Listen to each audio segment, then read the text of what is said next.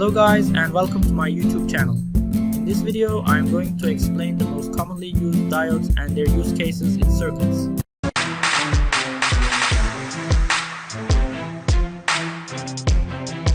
Many diodes look exactly alike, just tiny black cylinders. So your best defense, always check the specific part number and look up the datasheet. Never just assume.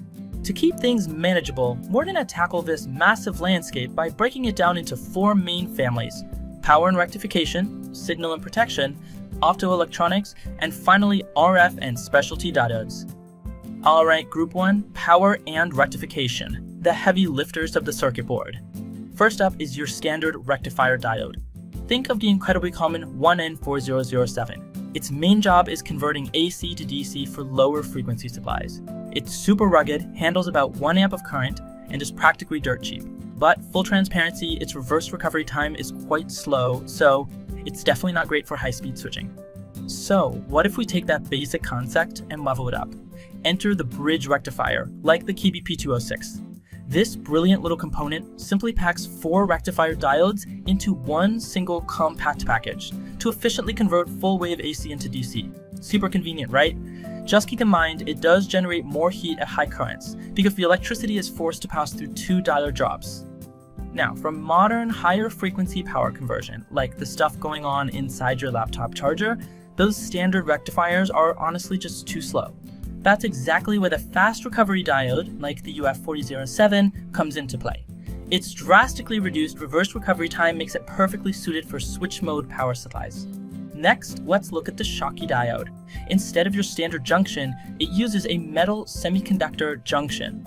This swap gives an incredibly low forward voltage drop and extremely fast switching speeds. It's an absolute game changer for low voltage power rails, but you do have to watch out for its slightly higher reverse leakage current. And if we take that same Schottky concept and upgrade the material to silicon carbide, or SiC, we get a component that is a total beast. SiC diodes offer extreme high voltage efficiency and brilliant temperature resilience. They're quickly becoming the gold standard in really demanding circuits like electric vehicle chargers. Though, as you might expect, they do come at a significantly higher cost than standard silicon. Okay, moving right along to group 2, signal and protection diodes. Basically your circuit's bodyguards and traffic cops.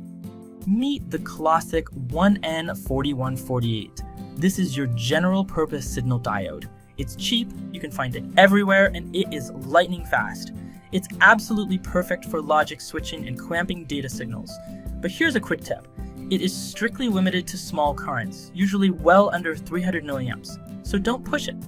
Unlike most diodes that are designed to block reverse current, the Zener Diode actually relies on it. Kind of counterintuitive, right? It's designed to operate safely in reverse breakdown to hold a nearly constant voltage. It's fantastic as a simple voltage reference or a basic overvoltage clamp. Just make sure you don't exceed its power limit. But for actual heavy-duty surge protection, you're going to want a TVS or transient voltage suppressor diode. These are ultra-fast bodyguards for your delicate electronics. They safely clamp destructive voltage spikes coming from USB ports or external data lines. But remember, to work properly, they literally have to be placed right next to the connector. Have you ever tried to control a motor or a relay with a microcontroller? When those inductive loads switch off, they create a massive, highly destructive voltage spike. The Flyback diode, which is often just a standard 1N4007 placed in reverse across the coil, is absolutely crucial here. It absorbs that spike entirely, saving your driving transistors from an instant death.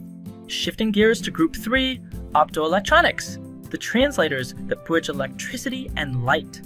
You already know the most famous one here, the light-emitting diode, or LED. They're everywhere, they're highly efficient, and they have a massive lifespan. But here is an absolute non-negotiable rule for your circuits. Always use a current-limiting resistor or a dedicated driver. If you don't, that LED will draw way too much current and burn out instantly. Now, the photodiode is basically the exact reverse of an LED. Instead of emitting light, it generates a tiny electrical current when it gets hit by light. And because it has really low capacitance, it acts as a blazing fast sensor for things like IR remote receivers or light meters.